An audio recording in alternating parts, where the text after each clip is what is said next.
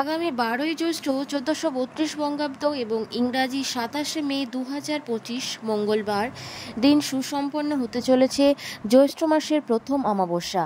এই অমাবস্যা তিথি শুরু হচ্ছে 11ই জ্যৈষ্ঠ 1432 বঙ্গাব্দ সোমবার দিবা 11টা 9 মিনিট থেকে এবং অমাবস্যা তিথি থাকছে 12ই জ্যৈষ্ঠ মঙ্গলবার দিবা 8টা 46 মিনিট পর্যন্ত। 2025 সালে 12ই জ্যৈষ্ঠ 1432 বঙ্গাব্দ মঙ্গলবার এবং ইংরাজির 27শে মে 2025 এই তারিখে সুসম্পন্ন হবে জ্যৈষ্ঠ মাসের প্রথম অমাবস্যা ফলহারিণী কালী পূজা। এই জ্যৈষ্ঠ মাসের অমাবস্যায় এমন বিশেষ কিছু নিয়ম নীতি পাললে ভক্তদের বিশ্বাস এই পূজায় রোগ ব্যাধি দূর হয়, বিদ্যা লাভ হয়, যশ লাভ হয়, কর্মক্ষেত্রে এবং অর্থভাগ্যের উন্নতি ঘটে। তাই এই কালী পুজোর সময় এমন বিশেষ কিছু কাজ, বিশেষ কিছু উপায় আজকের এই ভিডিওটিতে আমি আলোচনা করব।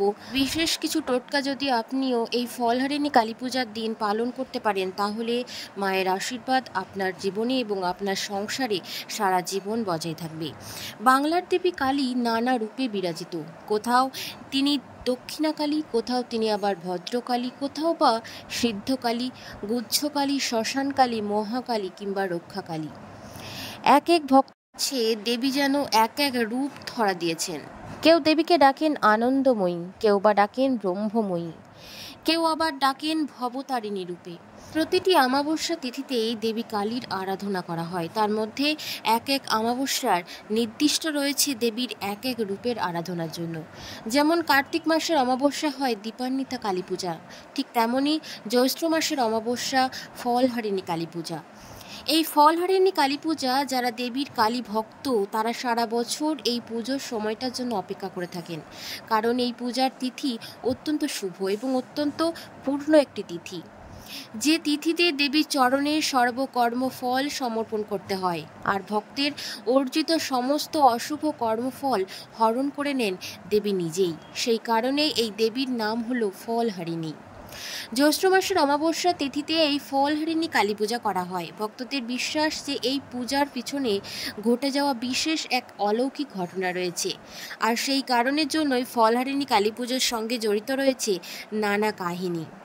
কথিত আছে যে 1280 বঙ্গাব্দে এই বিশেষ তিথিতে শ্রী শ্রী রামকৃষ্ণদেব দেবী শারদাকে ষোড়শী রূপে পূজা করেছিলেন।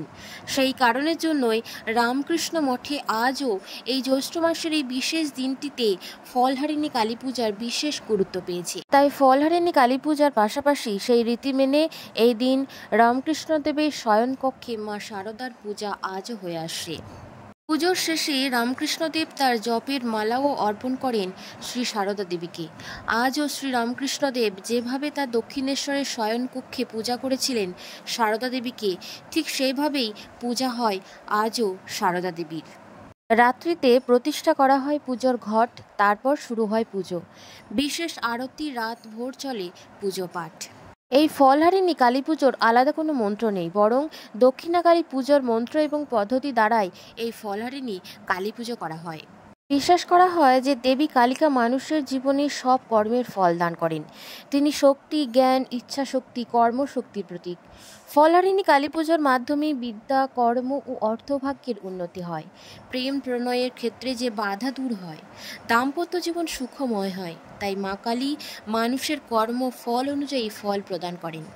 তিনি নিজে সমস্ত কর্ম ফল ধারণ করেন এবং এই পূজা করলে জীবনে দুঃখ দুর্দশা দূর হয়, শারীরিক, মানসিক, নৈতিক এবং আধ্যাত্মিক শক্তি লাভ হয়। জ্যৈষ্ঠ মাসের এই পবিত্র অমাবস্যার দিনে দেবীকে জ্যৈষ্ঠ মাসের মরশুমে যে সকল ফলগুলো বাজারে পাওয়া যায় সেই সকল ফল দিয়েই মাকে পূজা দিতে হয়। দেবী মূর্তিকে ফলের মালা দিয়ে সজ্জিত করতে হয়। এই পুজো ভক্তদের জীবনে সুখ সমৃদ্ধি করে তোলে। মা কালীর প্রিয় ফল হলো লাল চেলি, সিঁদুর এবং লাল জবা। এই দিয়ে দেবীকে পুজো দিন। পুজোর পর ওই লাল চেলি, সিঁদুর বাড়ির আলমারি বা সুরক্ষিত স্থানে রেখে দিন।